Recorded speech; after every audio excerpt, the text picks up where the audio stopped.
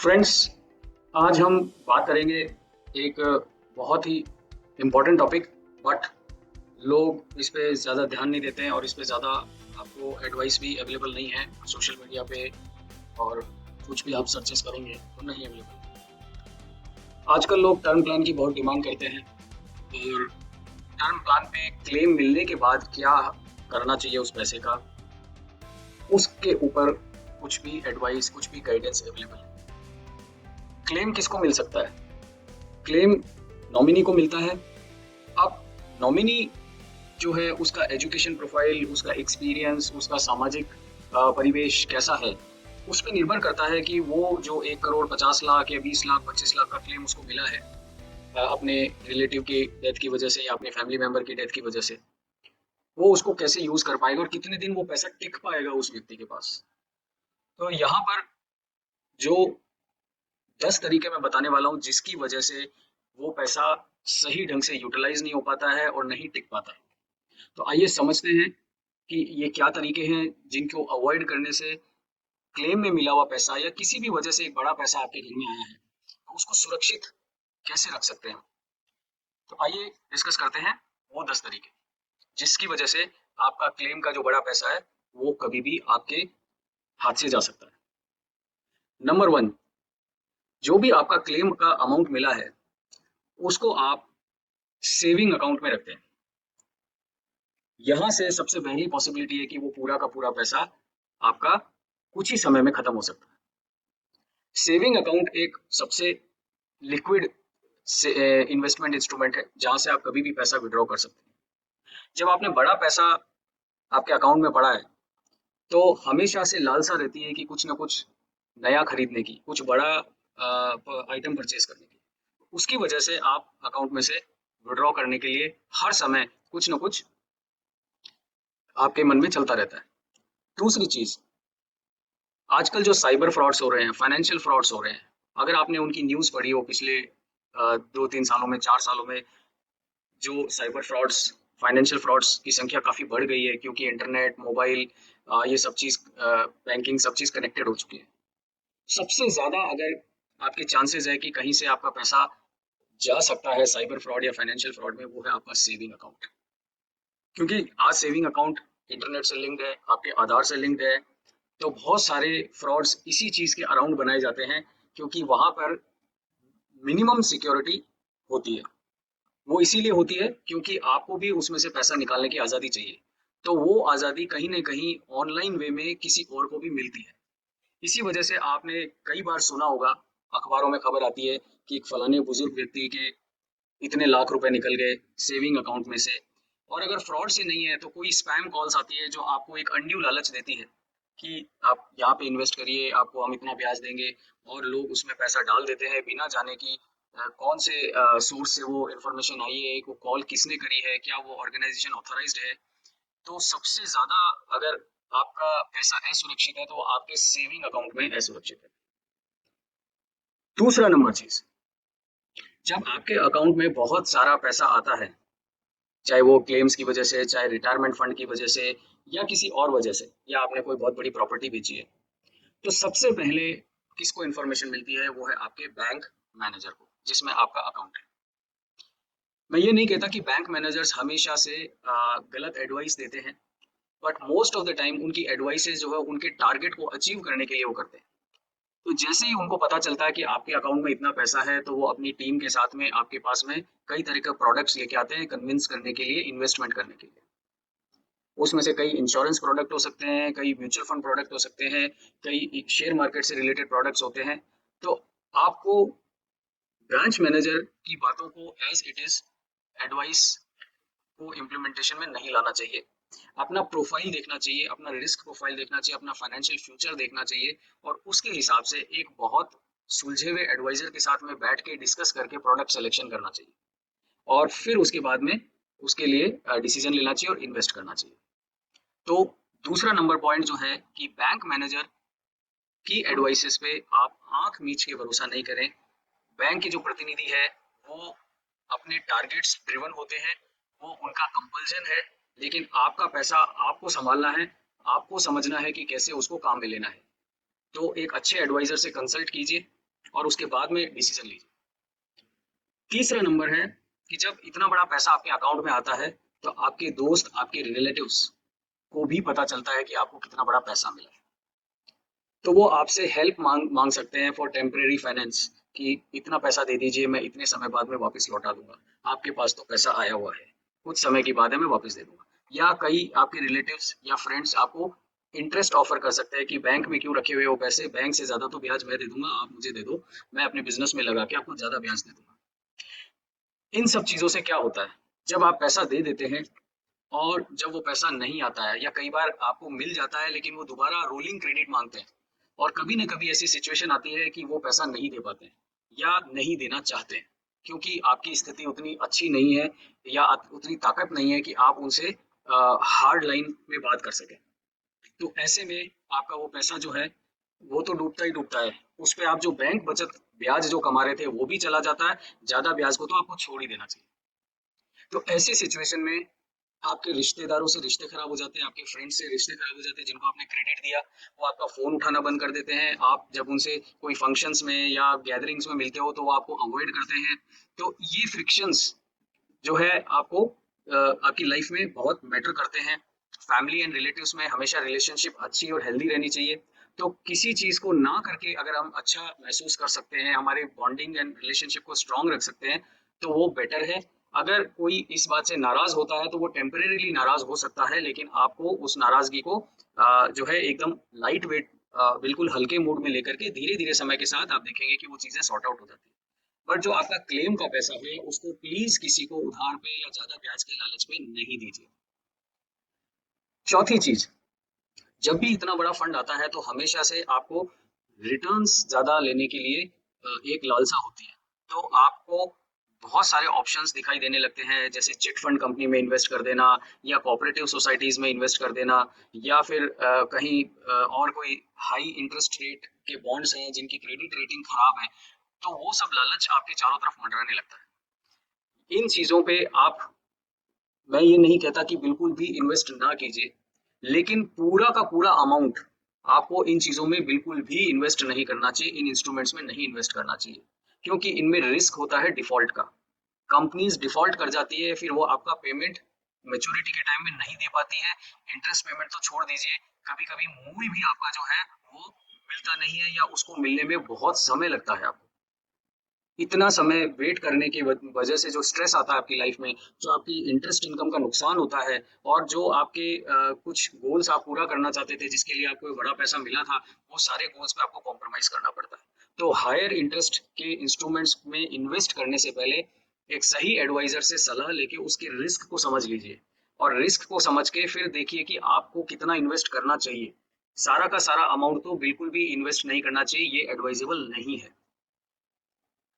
चौथी चीज, जब कभी भी इस तरह की बड़ी अमाउंट आपके अकाउंट में आती है तो बहुत सारे शेयर मार्केट के जो एक्सपर्ट्स हैं या शेयर मार्केट के ब्रोकर्स जो है जिसमें इनमें डीलिंग करते हैं, वो आपको अप्रोच करने लग जाते हैं और वो बताते हैं कि कैसे वो जो है 500 रुपये प्रतिदिन, 1000 रुपये प्रतिदिन, 5000 रुपये प्रतिदिन जो है लोगों को ट्रेडिंग से कमा के देते हैं। तो आपको भी प्रोत्साहित करते हैं कि आप भी ट्रेडिंग करिए, इंट्राडे ट्रेडिंग करिए या फ्यूचर एंड ऑप्शंस में इन्वेस्ट कीजिए। मैं आपको चेतावनी देता हूँ कि ये ऑप्शन पे तो बिल्कुल भी हमें नहीं जाना चाहिए, क्योंकि इसमें आपने मान लीजिए आपकी सेविंग में 50 लाख रुपए है और आपने लगा दिए, तो हो सकता है आपको 2 करोड़ का नुकसान हो जाए और 2 करोड़ रुपए आपको चुकाना पड़े। तो आपका मूल तो गया ही, ब्याज तो गया ही, उल्टा आपको पैसा देना पड़ सकता है। तो ये इतना खतरनाक ऑप्शन है जिसके ऊपर बहुत सी स्टोरीज आती है अखबार में, सुसाइड अटेम्प्ट की जाती है, बहुत बड़े नुकसान झेलने की खबरें आती है। इस चीज को तो बिल्कुल भी अवॉइड करना चाहिए अनटिल अनलेस आपको बहुत अच्छी तरह से शेयर मार्केट में नॉलेज हो, अच्छी ट्रेनिंग आपने ले रखी हो, और उसके बावजूद भी आपके चांसेस ये नहीं है कि आप 90% ट्रेड में विन करेंगे। हमेशा चांसेस 50% से भी मोस्ट ऑफ द टाइम कम ही होते हैं। तो आपको कैलिब्रेटेड रिस्क लेना चाहिए। आपके पास 50 लाख रुपए है तो हो सकता है सिर्फ 1 लाख रुपए का रिस्क लीजिए या 50,000 रुपए का रिस्क लीजिए, और पहले समझिए, सीखिए किसी अच्छे वेल्थ कोच या किसी अच्छे इन्वेस्टमेंट एडवाइजर की गाइडेंस में। उसके बाद आप धीरे धीरे जब उसमें माहिर हो जाएं, उसमें लगेगा आपको 3 साल से 5 साल तक। तो तब उसके बाद आप धीरे धीरे अपनी कैपिटल बढ़ा सकते हैं। बट अगर आपने पहले पास्ट में ट्रेडिंग कर रखी है, एफ एंड ओ कर रखा है और उसमें भारी नुकसान उठाया है, तो आपके पास जब ये 50 लाख रुपए या 20 लाख रुपए जो भी बड़ा अमाउंट आया, आपके मन में जो है वो उमंगे भरने लगेगी फिर से एक बार पैसा लगाने की। प्लीज अपने पैसे को प्रोटेक्ट कीजिए, ऐसा बिल्कुल मत कीजिए। अगर आपने पहले लॉस खाया है तो ये जरूरी नहीं है कि अब की आपने बेट लगाई है तो आपको फायदा होना ही है और आप पुराना पैसा भी रिकवर कर जाएंगे। ऐसी प्रोबेबिलिटी 0.00001 भी नहीं है। तो कृपया अपने पैसे को सुरक्षित रखने के लिए इस तरह की ट्रेडिंग में बिल्कुल भी रिस्क नहीं लेना चाहिए। इन्वेस्टिंग का एक अपना तरीका होता है, एक सिस्टम होता है। उस सिस्टम को समझे बिना, उस तरीके को किए बिना, उन स्टेप्स को किए बिना आप हमेशा मार्केट में पैसा दे के ही आएंगे, आप ले नहीं सकते मार्केट से। फिर है नेक्स्ट कि जैसे ही इतना बड़ा पैसा आता है, फटाफट आदमी को दिखता है कि मैं कुछ प्रॉपर्टीज क्रिएट कर लूं। प्रॉपर्टीज क्रिएट करना अच्छी बात है, चाहे वो मकान बनाना हो, चाहे प्लॉट लेना हो, लेकिन अगर वो अननेसेसरीली लिया जा रहा है, सिर्फ इन्वेस्टमेंट पर्पज से लिया जा रहा है, तो आपके चांसेस बहुत कम है कि आपको अगले 10 या 15-20 सालों में उसकी मूल रकम पे सेविंग इंटरेस्ट जितना ब्याज भी मिल जाए। कुछ लोग ये क्लेम करते हैं कि हम मकान बना के उसको किराए पे चढ़ा लेंगे। तो अगर आप किराया और मकान की कीमत जो बनाने में लगी है उसको कंपेयर करेंगे तो वो 2 से 3% ही आता है। इतना तो पैसा, इतना तो रिटर्न आपको सेविंग अकाउंट में भी मिल जाता है। तो अगर आप ये सोच रहे हैं कि कमरा बना करके उसमें रेंट पे रखिए, और रेंट भी जरूरी नहीं है आपको हर बार मिलेगा, रेगुलर मिलेगा। रेंट भी कम ज्यादा हो सकता है, हाँ, फ्यूचर में ये बढ़ेगा, लेकिन उसके हिसाब से हम देखेंगे तो प्रॉपर्टी में हमने जितना इन्वेस्टमेंट लगाया है वो हार्डली 2 से 3% ही होता है। तो इतना बड़ा रिस्क लेने के लिए प्रॉपर्टी भी एक रिस्की इन्वेस्टमेंट है, क्योंकि उसमें वियर एंड टियर होता है, उसकी कीमत जो है, कंस्ट्रक्शन की कीमत कम होती है, साथ ही साथ उसके अंदर आपको मेंटेनेंस करना पड़ता है। तो 2 से 3% वो आपको नेट नहीं रिटर्न पड़ता, वो उससे भी कम पड़ता है।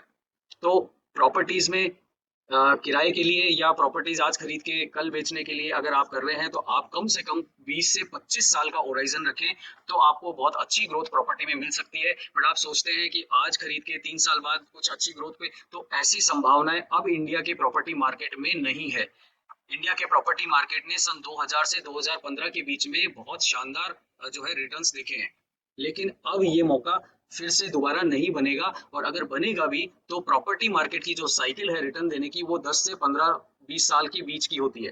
तो वापस से जब उफान आएगा तो वो उफान शायद अगले 10 से 15-20 सालों के बाद आएगा। तो इसलिए प्रॉपर्टी के इन्वेस्टमेंट में जब तक नेसेसरी नहीं हो, आवश्यक नहीं हो, आपको नहीं इन्वेस्ट करना चाहिए, क्योंकि यहाँ पे आपको सब ऑप्टिमल रिटर्न्स मिलते हैं। उसके अलावा प्रॉपर्टी में टैक्सेशन, बेचने पे कैपिटल गेन टैक्स वगैरह वो सारी चीजें हैं, स्टाम्प ड्यूटी, और फिर उसको मैनेज करने के लिए भी आपको रिसोर्स और ताकत चाहिए होती है। तो अगर वो नहीं है तो उस पे इलीगल ऑक्यूपेशंस हो सकते हैं, जिसको बचाने के लिए फिर से आपको जो है लीगल एक्सपेंसेस लगाने पड़ सकते हैं, आपकी रिसोर्सेज खर्च हो सकते हैं। इसके बाद जो सबसे बड़ी भूल ये लोग करते हैं, कॉपी कैट इन्वेस्टमेंट। जब आपके पास बहुत बड़ा इन्वेस्टमेंट अमाउंट आ जाता है तो आपके आसपास कई ऐसे सलाहकार आ जाते हैं जो, जिन लोगों ने कहीं जगह इन्वेस्टमेंट किया हुआ होता है, लेकिन वो आपको ऐसी सलाह देते हैं कि देखो मैंने वहां पे प्रॉफिट कमाया, मैंने फायदा कमाया, आप भी यहाँ पे इन्वेस्ट कर लीजिए। तो आप कॉपी कैट इन्वेस्टिंग से भी बचें, क्योंकि कॉपी कैट इन्वेस्टिंग जो है वो बहुत ही डेट्रीमेंटल है आपके इन्वेस्टमेंट के लिए, क्योंकि जिस व्यक्ति को फायदा हुआ है जरूरी नहीं है आप भी उसी फैक्टर्स के साथ में आप इन्वेस्टमेंट करें। हो सकता है उसने 3 साल पहले किया था, अब वो जो 3 साल पहले की कंडीशन है शायद आज वो लागू नहीं होती है। तो आज अगर आप इन्वेस्ट करेंगे तो हो सकता है सेम अमाउंट ऑफ रिटर्न आपको ना मिले। तो कभी भी कॉपी कैट इन्वेस्टिंग नहीं करनी चाहिए, ये आपको बिल्कुल समझ लेना है। क्योंकि ये इस तरह से है कि जैसे कि हम अपने जो कपड़े सिलवाते हैं वो अपने नाप के सिलवाते हैं। हम अपने फ्रेंड या रिलेटिव को जो पसंद आया है वो डिजाइन तो पसंद कर सकते हैं, लेकिन जो कपड़ा है वो तो हमें अपने नाप का ही सिलवाना पड़ेगा। तो हमें डिजाइन पसंद आ सकता है, लेकिन हमें अपने हिसाब से उसको कस्टमाइज करना चाहिए। तो आपको एक अच्छे इन्वेस्टमेंट एडवाइजर को ढूंढ करके और ये सब चीज डिस्कस करनी चाहिए। उनका जो इन्वेस्टमेंट आपके फ्रेंड का, उसको भी टेबल पे लेके डिस्कस कीजिए और एनालाइज कीजिए अपने हिसाब से, अपने परिवेश, अपनी इच्छाओं के हिसाब से, अपने फ्यूचर क्या आप चाह रहे हैं फाइनेंस के हिसाब से, उन सबको डिस्कस करते हुए अपना प्लान बनाइए। फिर जो एक बहुत बड़ी भूल ये करते हैं कि जब इतना बड़ा अमाउंट आ जाता है तो वो चाहे इंश्योरेंस से आया हो या किसी कंपनी के बेनिफिट से आया हो, हम दोबारा से उस इंश्योरेंस को करना भूल जाते हैं। जिस नॉमिनी को वो पैसा मिला है, क्या उस नॉमिनी की डेथ नहीं हो सकती है? अगर उसकी डेथ हो गई तो क्या उस पे इंश्योरेंस क्लेम नहीं मिलना चाहिए? क्या उसकी कोई इकोनॉमिक वैल्यू नहीं है फैमिली मेंबर की, जिसकी जो नॉमिनी था अब उसकी डेथ हो गई? तो हमें जब जो पैसा मिला है उससे हमारा इंश्योरेंस या और भी कोई रिक्वायर्ड फाइनेंशियल सिक्योरिटी है उस पे सबसे पहले खर्च करना चाहिए। हेल्थ इंश्योरेंस हमें सबसे पहले लेना चाहिए, लाइफ इंश्योरेंस हमें सबसे पहले लेना चाहिए। सेविंग अकाउंट में आपके पैसा डालने से पहले भी आपको ये चीज कर लेनी चाहिए। अगर आप ये चीज नहीं करते हैं तो मान लीजिए हेल्थ इंश्योरेंस आपने नहीं लिया, कभी 20-25 लाख रुपए का अगर हॉस्पिटल का खर्चा आ गया तो वही जो 40-50 लाख रुपए आपको मिला है या 1 करोड़ रुपए मिला है उसमें से 25 लाख रुपए आपको देना पड़ेगा। तो वो आपके कॉर्पस को धीरे धीरे खा जाएगा और खत्म कर देगा। तो life insurance, health insurance, critical care insurance, ये सब आपको सबसे पहले ले लेना चाहिए जैसे ही आपके पास में इस तरह का बड़ा फंड आता है। फिर उसके बाद अंतिम जो चीज है, तरीके हैं जिससे आपका कॉर्पस फंड में बहुत बड़ा नुकसान हो सकता है, वो ये है कि जब इस तरह के फंड को आप हमेशा से डिप्लॉय करना चाहते हैं या इन्वेस्ट करना चाहते हैं तो आप अपने long term, short term and middle term के गोल्स को ध्यान में रखे बिना आप इन्वेस्ट कर देते हैं। मान लीजिए कुछ पैसा आपको 15 साल बाद चाहिए, कुछ पैसा आपको 10 साल बाद चाहिए, कुछ पैसा आपको 8 साल बाद चाहिए, और आपने इन्वेस्ट सारा पैसा इस तरह से कर दिया है कि जो सिर्फ 5 साल के लिए कर दिया। तो उससे होगा क्या, 5 साल बाद फिर वो अमाउंट लिक्विड आपका खड़ा हो जाएगा, आपको रिटर्न भी कम मिलेगा, आपको टैक्स भी ज्यादा लगेगा। क्योंकि जब आप लॉन्ग टर्म में इन्वेस्टमेंट करते हैं तो आपका टैक्सेशन कम हो जाता है, आप टैक्स डेफरमेंट का बेनिफिट ले लेते हैं।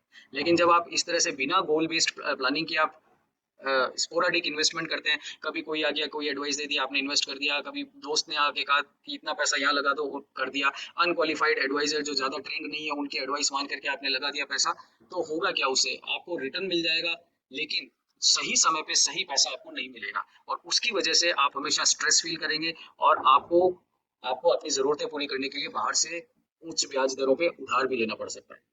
तो आपने ब्याज कमाने की बजाय वो ब्याज गवा दिया उधार के ब्याज को चुकाने में। अगर आप इन चीजों को अवॉइड करते हैं तो आपका रिटायरमेंट फंड या आपका इंश्योरेंस क्लेम का अमाउंट या आपको कहीं से भी कोई बड़ा फंड मिला है तो आप उसको संजो के रख सकते हैं, आप उसको सुरक्षित रख सकते हैं, आप उसको ग्रो कर सकते हैं, और वो हमेशा आपके साथ रहेगा, आपके परिवार के साथ रहेगा।